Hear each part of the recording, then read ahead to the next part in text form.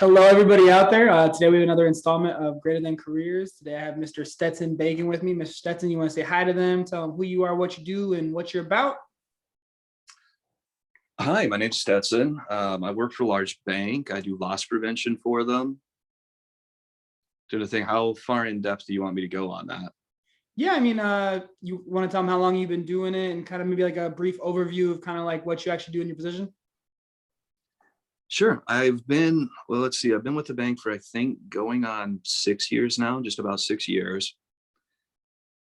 Specifically, what I do is I go through and review transactions uh, for fraudulent activity, whether that's going to be wires, checks, Zelle transfers, debit card activity, anything where multiple claims have been filed on there. I go ahead and review that, check to see if the customer has potentially been a victim of fraud, if anything like elder abuse has occurred, if there's any kind of defrauding with the unemployment department or more frequently with the PPP loans, and then make sure the correct actions are taken on those.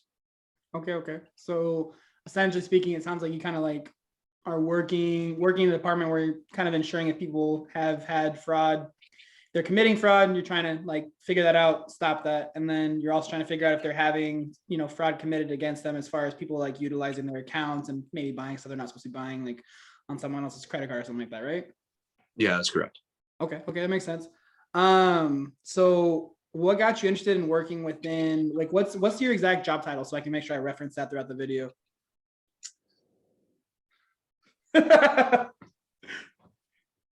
Or a roundabout job title name.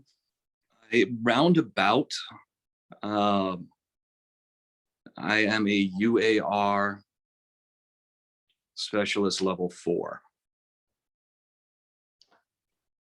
Okay. They tend to give very, very obtuse job titles.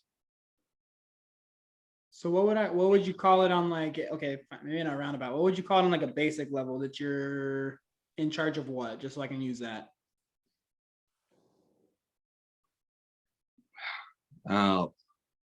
Well, I'm a specialist level 4. I'm in charge of unusual activity reports, which is what the UAR portion of that stands for. Oh, unusual activity reports. Okay, I got it. That's fine. So I'll call it like a UAR specialist. That's fine. That'll actually work for me. Yeah.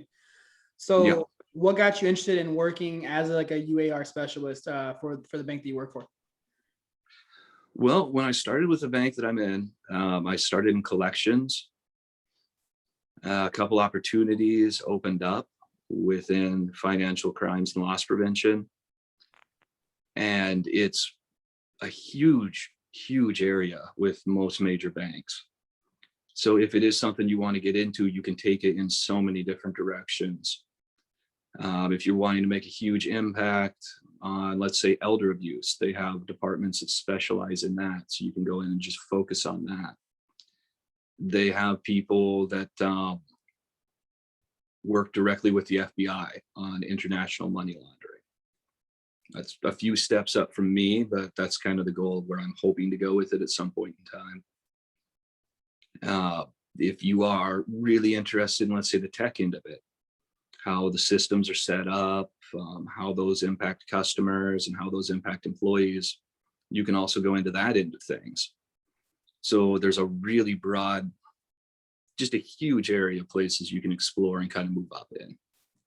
Okay. So the kind of what you're just saying, literally, there's a pretty vast array of like different like career paths that you go into within kind of like the fraudulent activities department is what I'll classify it as for the sake of the conversation, though, right? Yeah. Okay, that's really positive. So for yourself, though, as like a UAR specialist, what does like an actual like typical day or typical week look like for you, like in like your job? Well, typically I will come in, I log into my computer, I work from home right now. We will pull up cases within a system. Each case out represents an individual. There will usually be multiple activities on there, whether that's fraudulent checks, fraudulent charges on their accounts. I then pull each of those up and just kind of meticulously review each item, check the notes, see if they've been interacting with bankers, uh, and just make a determination on whether or not each of those are fraudulent. At the point, if I do decide like there's clearly unusual activity going on here, we then go ahead and fill out paperwork to file on that, depending on what's going on with it. Okay, I got you. I got you. So sounds like, essentially speaking, you kind of like are you getting like a, I guess like a certain amount of like cases or files that you're working with each day, or is it kind of just like there's an endless queue and you're just like bam, bam, bam? Well, it's fraud, so it doesn't really end. It is kind of an endless queue, but yeah, there's a limited number you do each day. Okay, okay. So that kind of leads me to the next question. How many hours a week are you typically working, and what's like a normal schedule look like for you week to week? Normal schedule for me is 7 a.m. to 3:30 p.m. Monday through Friday. That sounds really nice. Yeah. I'm not gonna lie. So They're pretty typical. emphatic about not working weekends.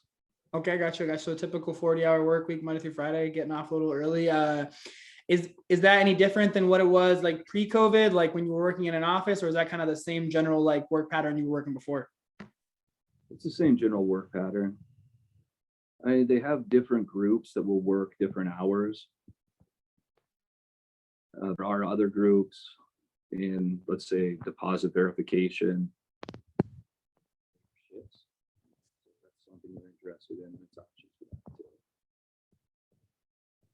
Okay, I got you. I got you. So when you're working like each case, you're pulling up somebody's case and you're kind of like looking into their activity, like, can you kind of like walk us through maybe kind of like what you're actually doing? Like if you're utilizing like, and I'm really just curious, like myself personally, like how you're actually determining like, okay, like, are you talking to them? Are you talking to like the member at the bank and like having a conversation with them about like their charges and like what's actually going on? Or are you just like looking at it yourself and kind of diving deeper into it? Or how are you kind of making those determinations? Like if it is fraud or if it's just someone who's like, yeah, there's a charge on my account and I forgot that I charged it, or my kids charged it and I didn't know that. So blah, blah, blah, blah. Like, how do you make that determination, I guess? Well, usually by the time it lands on our desk, it's gone through other people already. So let's say there's a bunch of, I don't know, debit card charges, and you call in, you're like, I have no idea where these came from. So we'll go in there and we'll start reviewing the activity. We'll start reviewing ISPs, logins, making sure that any kind of statements you made were consistent. One big problem you tend to see is a lot of people where they'll be trying to do something fraudulent with that. They'll claim that half of the expensive charges were on there. They'll claim that their card was stolen. So we go in and say, okay, so your card was stolen on the 15th. And we can see you logged into your bank account.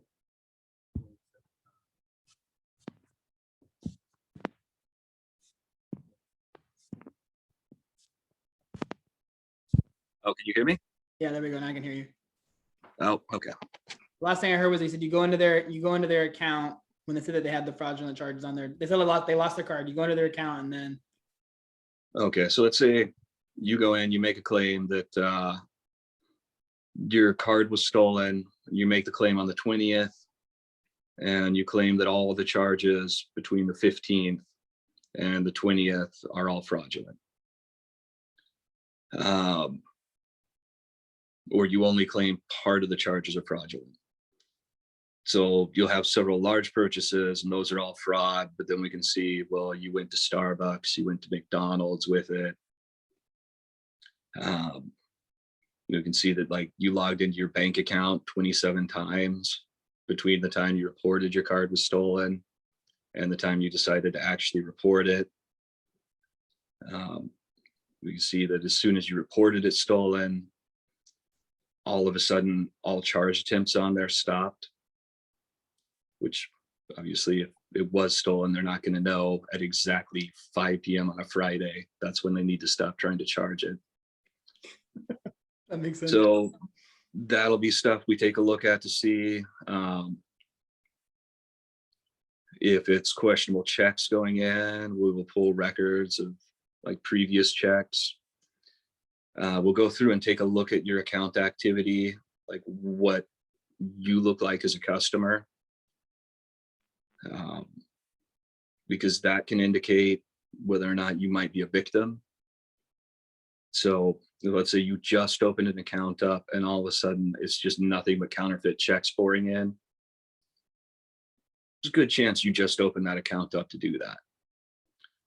But if we can see you're 60 years old and you've been with us for 20 years, and all of a sudden, like, you're getting fake mobile deposits going in, there's a really good chance someone's hacked your information and someone needs to contact you and have a conversation, kind of let you know. That makes sense. That makes sense. Okay. Well, thank you for kind of explaining like kind of like how you guys break that down and determine it. It's actually really interesting to me. So one of my favorite questions to ask, Stetson, I don't think I've ever asked you this question before either, which is fun. So I'll learn something new as well as everybody else. Okay. What was the first job you ever actually worked? Like, period. The first job I ever worked Mm-hmm. was cutting firewood with my dad.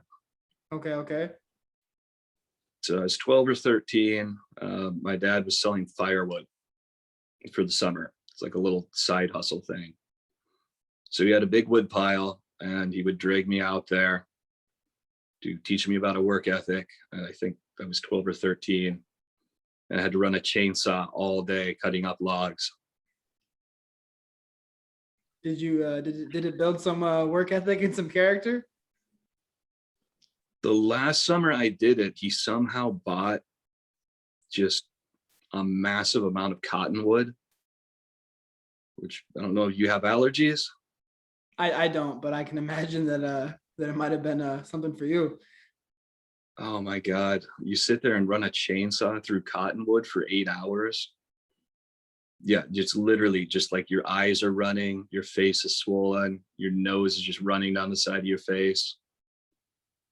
And that was the last time you did it. You were like, yeah, I'm done. That was the last time we ended up doing it. That was positive, I guess. So going kind of back into some of like your background as well within your career, you know, within like the fraud department, like the different career paths you have to go, specifically yours though, like is there an education requirement or anything like that? You know, that's one of the nice things with getting into a bank position. They having a background in education is great, or like having like a bachelor's degree is great, and that will benefit you. It is not necessarily a job requirement. So if you have several years of experience, which you can build up by working there, especially the way the different positions are tiered, you don't necessarily have to have a bachelor's. Okay, okay, that makes sense. So for yourself though, any formal education that kind of like helped you or maybe got your foot in the door? I have my bachelor's in English Lit. Okay, a little bit different than working in the bank. A little bit different. Originally got that thinking I was going to go into teaching. Realized that teaching is maybe not for me. Didn't really want to spend the next 20 years in a room full of kids. No, that actually makes a lot of sense. I'm not gonna lie to you. I kind of feel the same way. No offense to anybody. Thank you for all the teachers out there, but I feel like I don't have as much patience with kids sometimes as I would like to. Absolutely. There's a certain skill set that I think is required for that. I agree with you 100,000. So again, kind of like what you said, degree is not required, but definitely kind of a helpful way to get your foot in the door, but also like kind of like what you said as well, to like recap it is like the actual like in the bank experience is really going to help you kind of like get your foundation laid and then kind of like work your way up. Yeah, and that's actually probably going to be the bigger thing out of the two. Because as you get in, you'll start to learn to use their different computer systems. You'll be able to kind of navigate different managers and sort of get an idea of what directions you want to go. And those are really the bigger things that they're looking for. I gotcha. That makes sense. So it's kind of cool. Like education's helpful, not necessarily required, but also that in the job experience, it's going to be like a really critical part. So within the role that you're actually performing, working like I'm going to apologize. It's UAR, right? Yeah. Making sure I got it. So as a UAR specialist, how competitive is it to like move up into that position from like within the bank?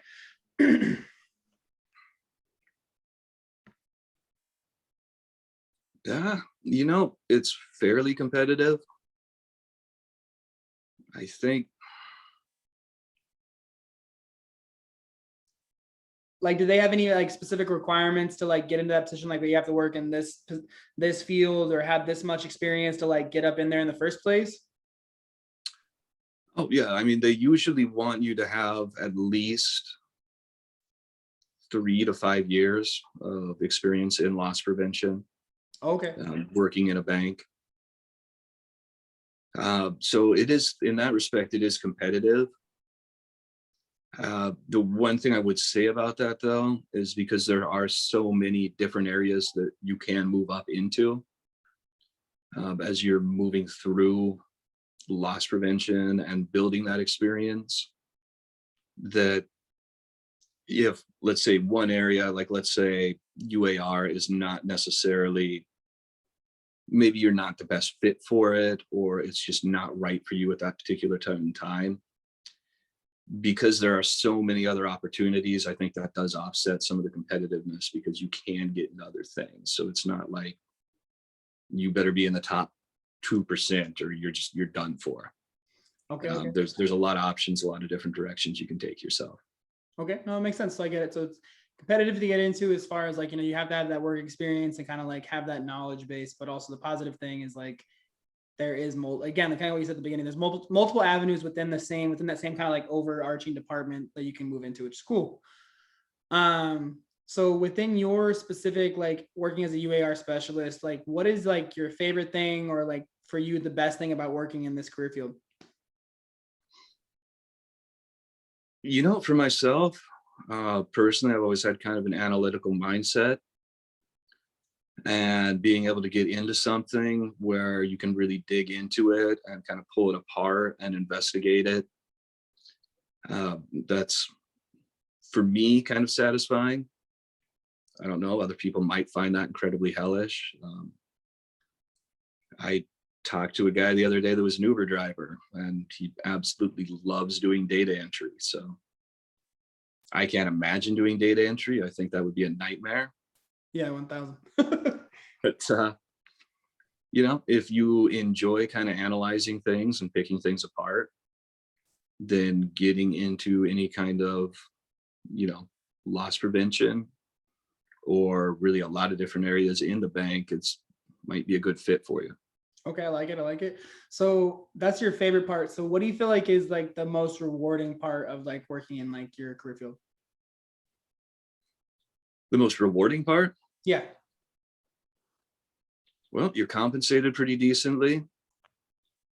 Uh, Culturally, I really, really enjoy the people I work with. There's been a huge emphasis and drive on making sure that there's a wide diversity of people. You get to go in, work with, and get to know a lot of different men and women from just a really wide range of backgrounds, nationalities, ethnicities. And for myself, sometimes back offices are not the most social environments, but I've always kind of really enjoyed getting to know just such a wide range of people. Okay, gotcha. I like it. I like it a lot. So kind of on the flip side, I always hate asking this question, but I'm always like, I think it's helpful to know. What do you feel like is like your least favorite thing or your worst or the worst thing about working as like a UAR specialist or working like in like the loss prevention kind of career field?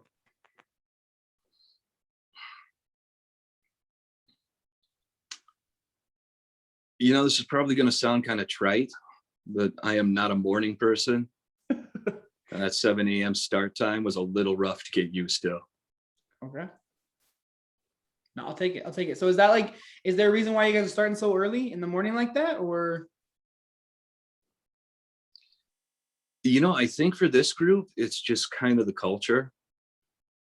That's just sort of where they set it up. okay, well, I guess that works then.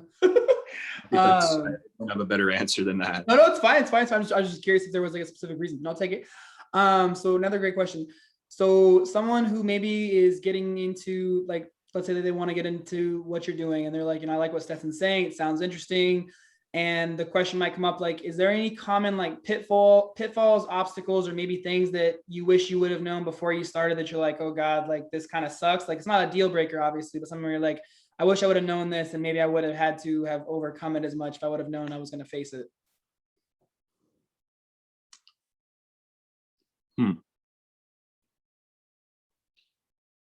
I would say probably for this and really for any kind of position you're getting into and trying to move up in, really take the time to get to know sort of the managers and the people who are above you, and take the time to network with them as much as possible.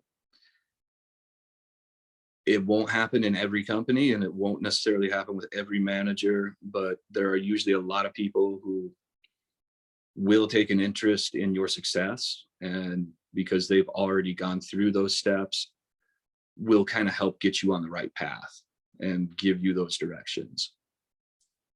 So it's obviously not going to be a deal breaker not to do that, but I could say definitely looking back on things, doing more of that would have probably been to my benefit. No, I agree with you. Actually, that's actually one of those things that I always say is that you got to kind of get to know the people that are above you and kind of invest in a relationship with them for them to invest in you. Because if they don't know you, then they can't help. They're not really going to like, no offense. I know they're not that, not they're not going to help you, but like they're not going to invest in you if you're not investing in them. Like at least try to Right. get to know them. That's actually really, really smart. It's actually a really good piece of advice, like within any position, including the one you work in. I like it a lot.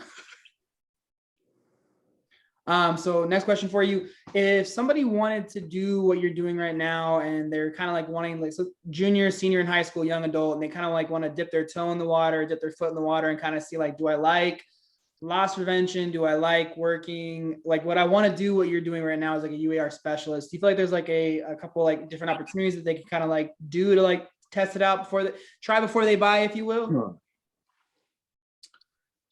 Well, I know internally, usually the direction a lot of people will do to get there, especially if they're younger and just kind of getting started, is to take an entry level position. Usually for a lot of people, if they're right out of high school, that's either going to be something in customer service or something in collections or even as like a teller at a bank. Typically for most financial institutions, once you're in there, they don't expect you to be in those entry level positions forever. And usually they want to see you moving up and moving on ahead. So at that point, start speaking with your manager and kind of letting them know you want to explore different areas. They will give options to set up job shadows, so you can go and spend time with people in whatever job you want to explore. And usually most places, if you can talk to HR, they will have stuff that will kind of give you an idea. If you want to get to this point, these are the career steps you're going to need to take to get there and the skills you're going to need to develop.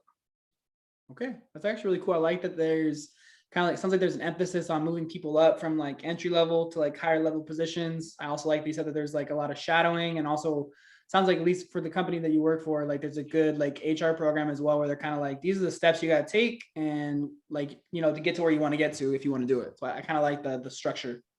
Yeah, and the job shadowing thing, if you can do that and you have the option, that's huge.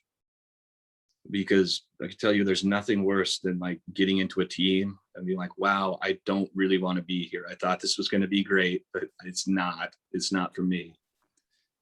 Yeah. So if you can get in and just spend a day and either find out like, wow, this is really fascinating, I really want to explore this more, or maybe you might find out this isn't what I thought it was going to be, and maybe I need to go explore a different area. No, I like that though. I like that a lot because it's kind of what I've heard from a few different people is like there's like a shadowing kind of a thing that you can do in one form or another. But I think it's really helpful because like exactly what you just said, like it gives you the opportunity to be like, no, I never want to be here ever again, and I'm never gonna come back. Or you're like, or kind of exactly what you said, like this is kind of cool, and like I want to explore it more. So I think it's a really awesome thing that you guys have that. And is that something that's available within the bank usually, like regardless of your position, or is it something that you have to like you have to get past a certain level to be able to do that? I'm just curious how that works exactly. Um, To the best of my knowledge, for the most part, it is available to anyone within the bank. I'm sure there's limits to that. I don't think you can go in and announce, well, I'd like to be the CEO and go spend a day with the CEO. But in general, yeah, within areas of exploration of like, hey, I'd like to go see what this department is like. I think that's pretty much open to anyone. It's cool. Okay, I like that a lot.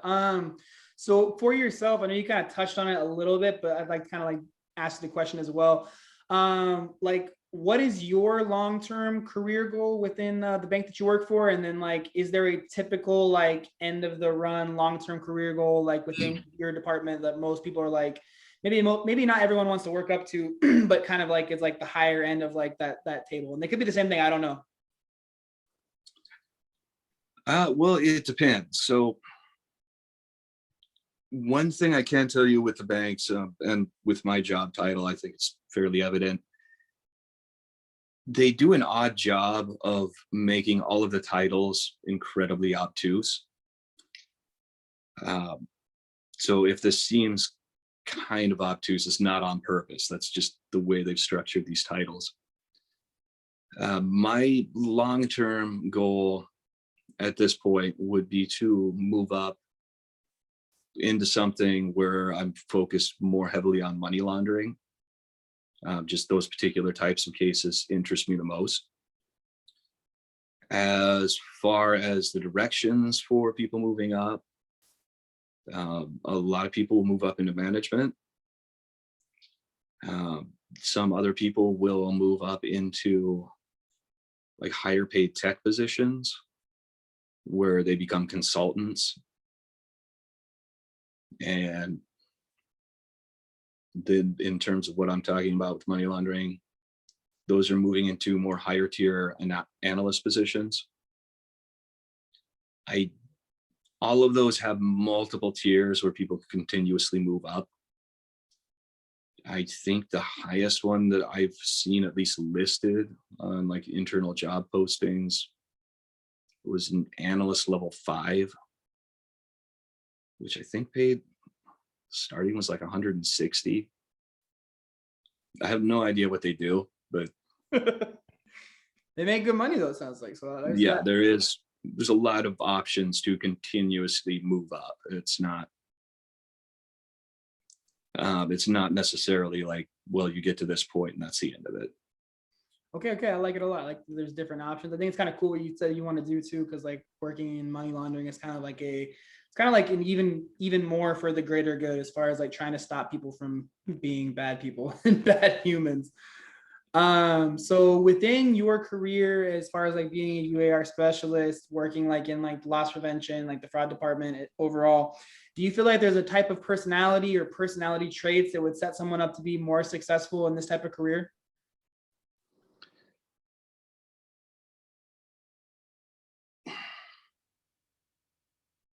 It depends, not necessarily. I would think the things that would probably lend yourself to it would be having a huge focus on detail and having more of an analytical mindset where you enjoy just really pulling things apart and like just kind of looking at them closely. Those would both be benefits. I think if anyone feels like maybe that's not necessarily what their personality is right now, those are also skill sets that can be learned and developed. So I'm not going to say if you don't have that, it's not for you, because you can develop those things. Okay, I like it. Do you feel like any type of like as far as like I'm just asking, I'm just kind of curious, like if other like, do you feel like there's other like skills or abilities that would be helpful within the role, maybe like, so someone's like, I don't know, like maybe like you're a good team player, maybe you have good social skills, I don't know, like other things that would be helpful within like what you do day to day? Strong communication skills, strong analytics, being someone who's more organized is definitely going to benefit you as well. And probably strong problem solving skills would be in there as well. Okay, I gotcha. I like it. So another question I always like to ask, and it's funny because I always get really different answers. So like your job, your career, how does it affect your lifestyle out of work? Like, and what I mean by that is like, obviously I know you're working 40 hours a week, but like, do you get call-ins where they're like, hey, Stetson, I know you're working at home, but can you work on this real quick? Did they ask you to work overtime? Is the job stressful where you're like, I know you're at home already, but you get off of work and go home and you're like, you're thinking about it in your head all day and it kind of stresses you out. Like, just kind of curious, like how like work affects like your free time and like your outside of work time and kind of like what that looks like. It actually doesn't. The workload is fairly low stress. The culture is heavily focused on work-life balance. We have the option to do overtime, but again, it's always an option. So they're literally get an email out that says, hey, if you want to work overtime this week, it's available. And you send a little email back and say, yeah, I'll do some overtime. So yeah, that end of it, incredibly low stress. They are also heavily focused on volunteer time and giving back to the community. So we do get paid time off outside of vacation and sick pay, just specifically to go do volunteer work. So in that respect, I would say it's probably actually kind of a benefit to it. That's really cool. I actually like that. I haven't heard of that before, so that's actually really awesome. I literally have never heard of that. That actually makes me happy. Just to be honest, like the fact they're gonna like give you like a like not PTO, but essentially PTO to like go volunteer and do something positive in your community is pretty awesome. Yeah, no, actually, last was like pre-COVID. Yeah. So I think it would have been last December, early December. There's a mission house here in Portland that focuses just on abused women and helping them get out of those situations and kind of like get back on their feet. And it's really cool. It's like it's set up. It's all completely self-directed. I am spacing on the name of it. I wish I could remember. But a group of us went down there and volunteered and collected gifts for them and gifts for the kids, so everybody could get a nice Christmas, which was kind of fun. And it was made all the more easy because work was just like, yeah, take the day off, we'll pay you, go get Christmas presents for these people.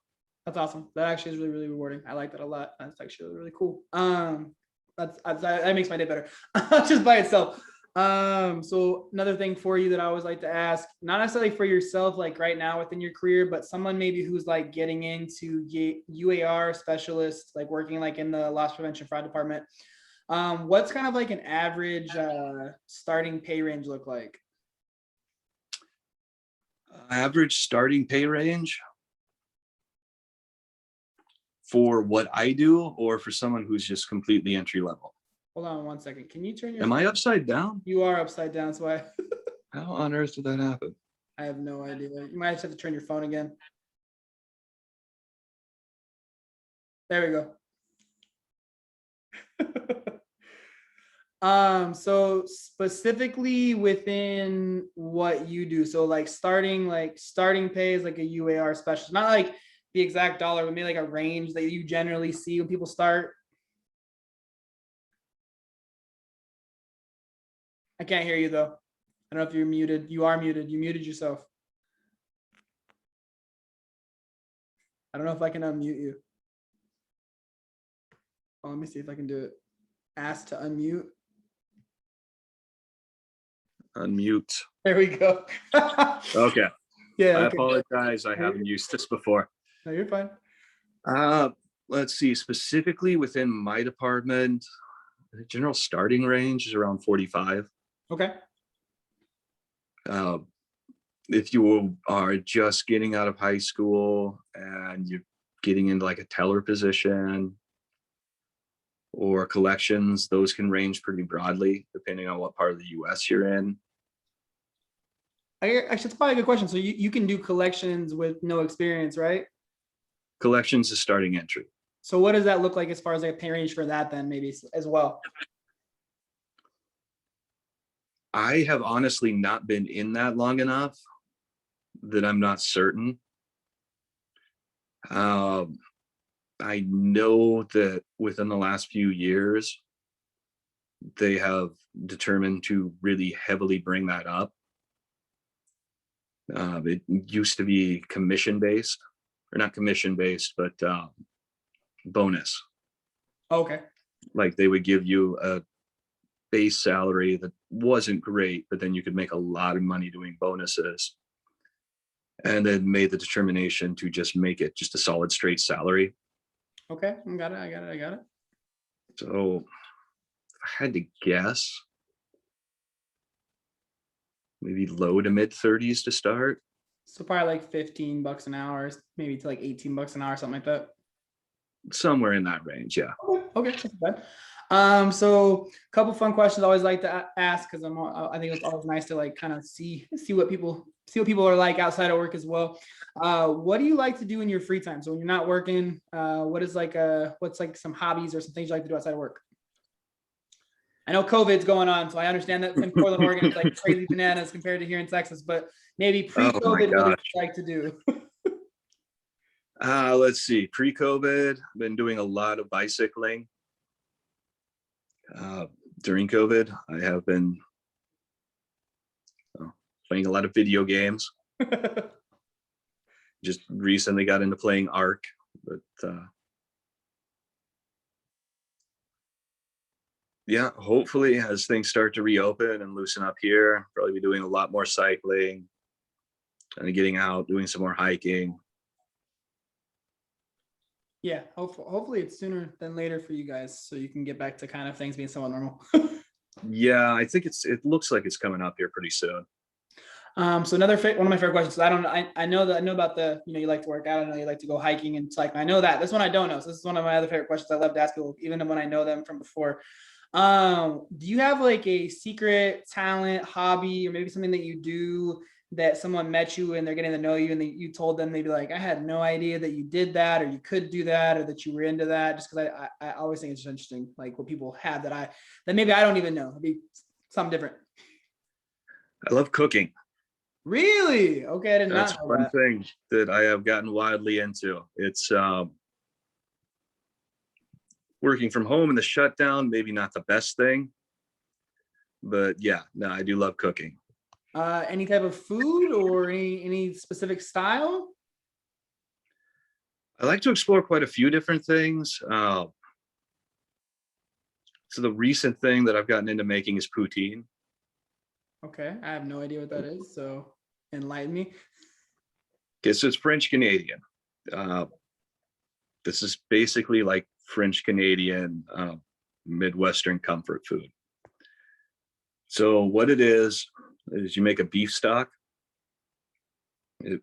And I've done it from scratch, where you get like carrots, onions, bay leaves, salt, pepper, garlic, paprika, and an oxtail, and you mash up the bones in the oxtail and you cook that down and then skim the fat off till you have a nice heavy beef stock.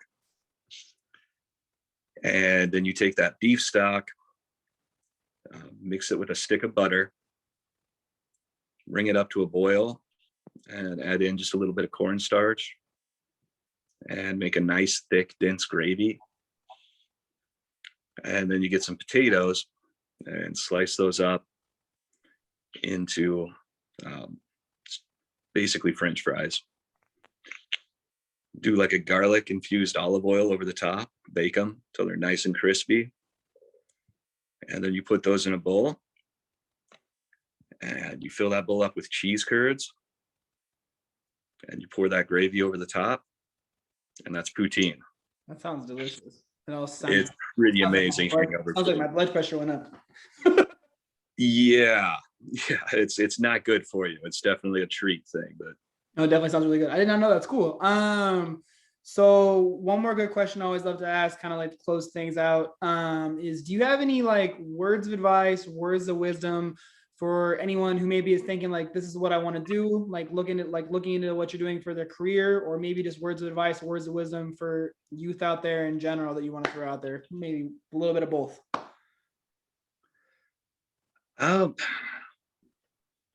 I would say one thing that I think I would have benefited from when I was younger is there tends to be this treatment, particularly with young people, to let them know that whatever we're telling them, that you're getting ready to graduate high school and you have to make a decision and that's it. And it's either going to be college or it's going to be this career or that career, which if you're 19 or 18 and you don't know what you're going to do with yourself, that is a terrifying proposition. So first thing I'd say, for most people, you're going to change careers several times in your life. If you pick something that you are not, that's not the end of the world. If you decide you don't love it or you want to change it, and you are not obligated to figure out exactly what you want to do at 18 years old. So get in, explore things, figure out what you love, because the only way you're going to figure that out is by doing different things. And as you get into each thing, just kind of maximize like what you're doing, your development, any kind of opportunities you have in it. And that will do more for you to get you eventually into a career where you're happy and fulfilled in the long run. No, I like it. I like it a lot. It's actually literally how I felt at, 18, 19, 20 years old. Everybody's like, you need to go to college and then figure out what you're going to major in and then figure out what you're going to work in and then go work there and die.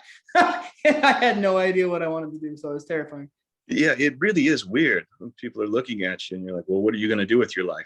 Fuck, I'm 16. I don't know. Yeah, no, exactly. I actually completely agree with you 1000.